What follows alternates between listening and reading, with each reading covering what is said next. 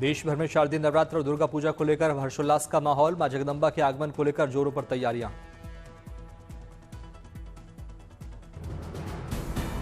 22 सितंबर से माता रानी की विधि विधान से शुरू होगी पूजा अर्चना। देवी दुर्गा के 9 स्वरूपों को समर्पित है नवरात्र का महापर्व। पश्चिम बंगाल, गुजरात, उत्तर प्रदेश, बिहार, मध्य प्रदेश जैसे राज्यों में दुर्गा उत्सव की रौनक। महिषासुर मर्दिनी को जीवंत रूप देने में जुटे मूर्तिकार। मां भवानी के आगमन से पहले देश भर के मंदिरों का हो रहा श्रृंगार। खास थीमों पर मां जगदंबा के लिए बनाए जा रहे खास पंडाल। अहमदाबाद में गरबा उत्सव को लेकर गुजरात पुलिस ने कसी कमर। आयोजन स्थलों पर निगरानी की रूपरेखा तैयार। महिलाओं और बच्चियों को सेल्फ डिफेंस की दी जा रही ट्रेनिंग। गुजरात में जोरों पर नवरात्रि की तैयारियां। लोग जमकर कर रहे गरबा की प्रैक्टिस। गरबा आयोजनों के लिए सजने लगे हैं गुजरात के सभी आयोजन स्थल। तरह तरह की सजावट के साथ नवरात्रि के 9 दिन रोशन रहेंगे ये सभी स्थल। 4 ज्योतिर्लिंग और स्टैच्यू ऑफ यूनिटी यात्रा के लिए विशेष भारत गौरव एक्सप्रेस चलाएगा रेलवे। 25 अक्टूबर से अमृतसर से होगी यात्रा की शुरुआत। त्योहारों से पहले उत्तर प्रदेश की सभी सड़कें होंगी दुरुस्त। मुख्यमंत्री योगी ने दिए निर्देश। रेस्टोरेशन और विशेष मरम्मत में करीब किलोमीटर सड़कें चिन्हित। अहमदाबाद के जसपुर में विश्व के सबसे ऊंचे उमिया धाम मंदिर का निर्माण कार्य जारी। सीएम भूपेंद्र पटेल ने मंदिर के निर्माण स्थल जाकर किया निरीक्षण। मथुरा के श्रीकृष्ण जन्मभूमि मंदिर में रामलीला महोत्सव में तुलसी जीवन चित्रलीला का हुआ मंचन। चित्रकूट की घाट पर साधुओं की लगी भीड़। तुलसीदास बने कलाकार ने गाए एक से बढ़कर एक गीत। तो स्वामी तुलसीदास अपनी पत्नी रत्ना से बहाने बनाते आए नजर। प्रभु राम की भक्ति में लीन होकर गणेश जी ने किया नृत्य। मंचन के लिए श्रीकृष्ण जन्मभूमि मंदिर में बनाया गया भव्य मंच। पारंपरिक पोशाक में दिखे गोस्वामी तुलसीदास के गांव वाले। सभी ने रामलीला में खूबसूरती से निभाई अपनी भूमिका। रामलीला देखने के लिए मंदिरों में उमड़े श्रद्धालु। सभी राम की भक्ति में सराबोर नजर आए। अयोध्या में भी दशहरा की रौनक। दशहरा महोत्सव के लिए अंतिम चरण में तैयारियां। अयोध्या में दशहरा महोत्सव के लिए बनाया जा रहा 90 फीट ऊंचा रावण का पुतला। अंतिम रूप देने में जुटे कारीगर। 80 फीट का कुंभकर्ण का पुतला। मेघनाथ भी पुतला दहन के लिए किया जा रहा तैयार। पुतलों को बांस, कपड़ा और कागज से किया जा रहा तैयार। पुतलों में इको फ्रेंडली पटाखों का किया जा रहा इस्तेमाल। अयोध्या के रामलीला में कई फिल्मी जगत के दिग्गज कलाकार लेंगे हिस्सा। मंचन के दौरान भगवान श्री राम की लीलाओं को आधुनिक तकनीक, डिजिटल इफेक्ट्स और रंगीन लाइटिंग से सजाया जाएगा। पीएम मोदी के जन्मदिन पर सीएम रेखा गुप्ता ने लॉन्च किया गाना। दिल्ली के सरकारी स्कूलों के बच्चों ने इसे 21 अलग अलग भाषाओं में गाया है।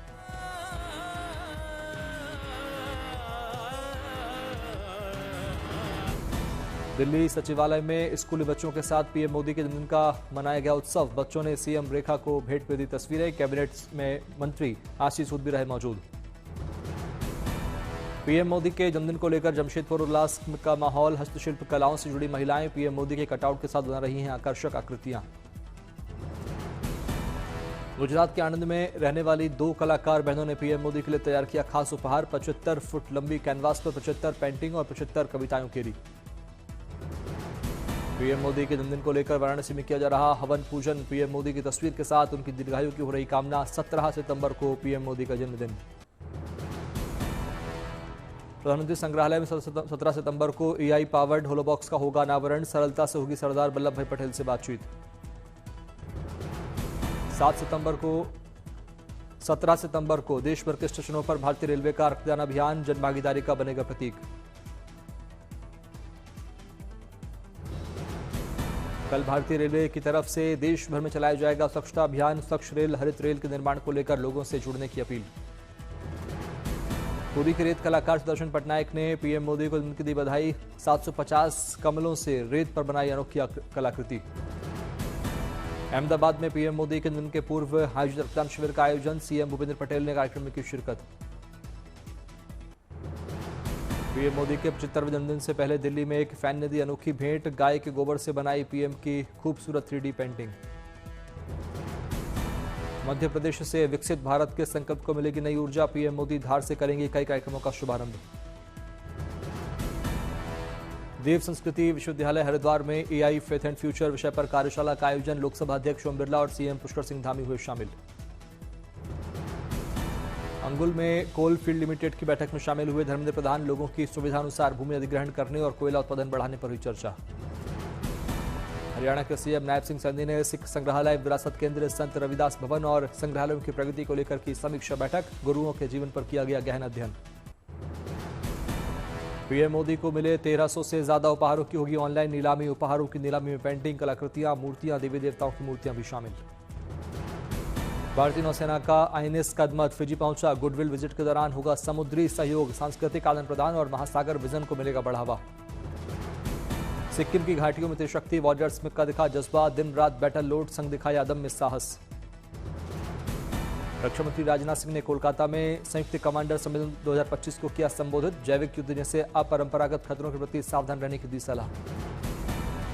आईसीसी महिला क्रिकेट वनडे बल्लेबाजी रैंकिंग में भारत दबदबा। टीम इंडिया की उपकप्तान स्मृति मंधाना ने दोबारा हासिल किया संबरवा स्पॉट।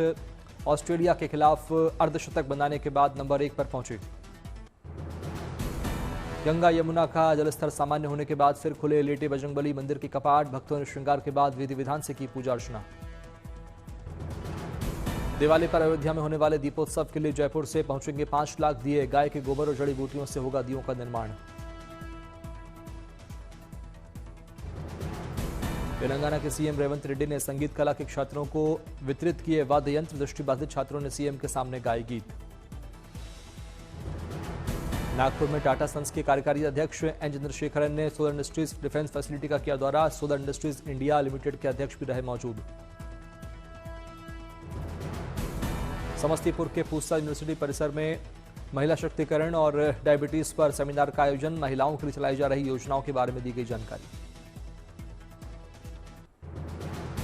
मदर डेयरी ने आम आदमी को दी बड़ी राहत। दूध समेत मिल्क प्रोडक्ट के दाम में भारी कटौती। जीएसटी में छूट के बाद 2 रुपए प्रति लीटर सस्ता हुआ टोन्ड मिल्क।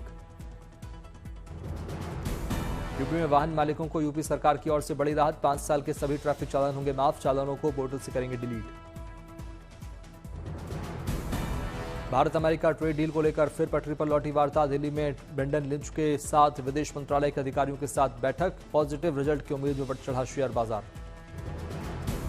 विश्वकर्मा पूजा के मौके पर महिलाओं को 500 नए पालना घर समर्पित करेगी दिल्ली सरकार। पालना घरों से बच्चों को मिलेगी पोषण और देखभाल। महिलाओं की आजीविका होगी सुरक्षित।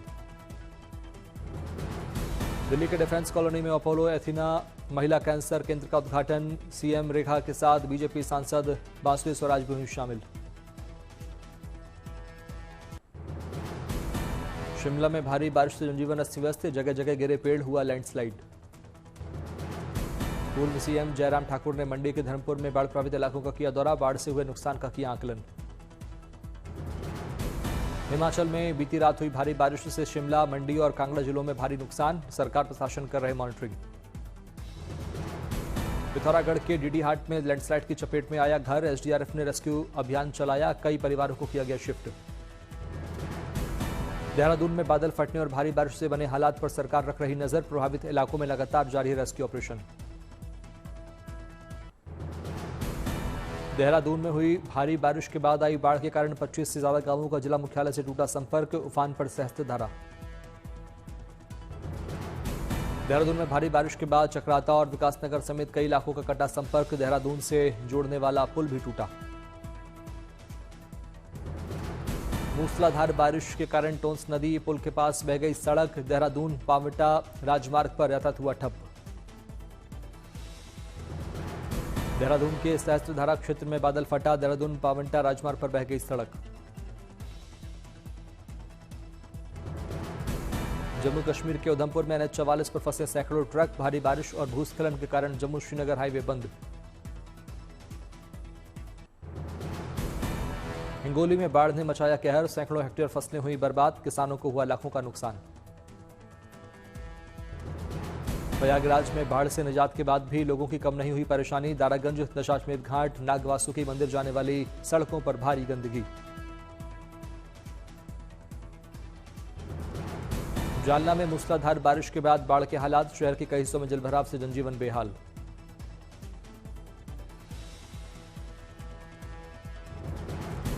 नदियों का जलस्तर बढ़ने से निचले इलाकों में जलभराव, लोगों के घरों में घुसा बाढ़ का पानी।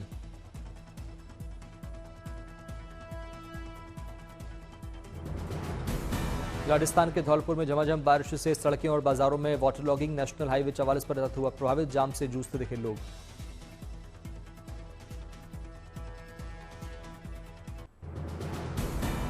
उत्तराखंड के 8 जिलों में येलो अलर्ट, देहरादून समेत कई क्षेत्रों में भारी बारिश की चेतावनी। प्रेमनगर में टॉन्स नदी पर बना पुल हुआ ध्वस्त, चक्राता, विकासनगर का जिला मुख्यालय से टूटा संपर्क।